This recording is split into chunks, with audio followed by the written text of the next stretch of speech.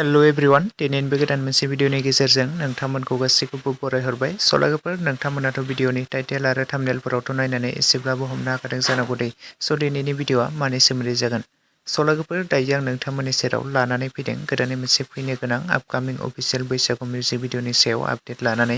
नोंथांमोना बे गोदानै फैनो गोनां आपकामिं अफिसियेल बैसागु मिउजिक भिडिअखौ बबे प्रडाक्शन बा बबे चेनेलाव नुनो मोनगोन। नोंथांमोना भिडिअखौ आबुङै मिथिनो थाखाय स्किप खालामाजासे जोबजासे नायलांदो लोगोफोर। स' ओमफ्राय लोगोफोर बे गोदानै फैनो गोनां आपकामिं अफिसियेल बड' बैसागु मिउजिक भिडिअनि टाइटेल आरो थाम्बनेलनि मुङानो जादों अ बिबार। स' ओमफ्राय लोगोफोर बे गोदानै फैनो गोनां अ बिबार मुंनि आपकामिं अफिसियेल बैसागु मिउजिक भिडिअआवनो जों गाहायै फाव खालामनाय नुनो मोनगोन बर'नि बयजोंबो सिनायजाखानाय फेस्ला फाव खालामगिरि बिथां फावखुंगुर मेन्देला ब्रह्म आरो बिथांजों लोगोसे रितिसा उजिर जयसिं बसुमतारी आरो लोगोसे गोबांथार फाव खालामगिरिफोरनि फाव खालामनायखौ बे गोदानै फैनो गोनां अ बिबार मुंनि मिउजिक भिडिअआव फावखौ खालामनाय नुनो मोनबावगोन लोगोफोर।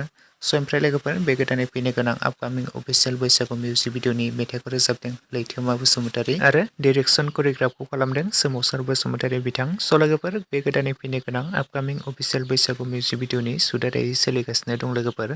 स' ओमफ्राय लोगोफोर बे गोदानै फैनो गोनां आपकामिं अफिसियेल बैसागु मिउजिक भिडिअखौ जों एसपि करिय'ग्राफि प्रडाक्शन चेनेलाव जों थाबैनो नुनो मोनगोन दे लोगोफोर। नोंथांमोना बयबो नायनो थाखाय साननैसोखौ नेनानै थाथ'लायोब्लानो जाबाय लोगोफोर। स' लोगोफोर आंनि दिनैनि दासिमनि सुंद' आपडेट भिडिअआ बेखिनियावनो। भिडिअखौ नायनानै जुदि नोंथांमोना मोजां मोनदोंब्ला लाइक खालामदो, शेयार खालामदो, लोगोसे चेनेलाव गोदानै फैदोंब्ला साबस्क्राइब खालामनानै खाथिनि बेल आइकनखौबो अल प्रेस खालामना लादो जाहाथे नोंथांमोना बेफोरबायदिनो गोदान माखासे आपडेट भिडिअफोर मोनबाय थायो।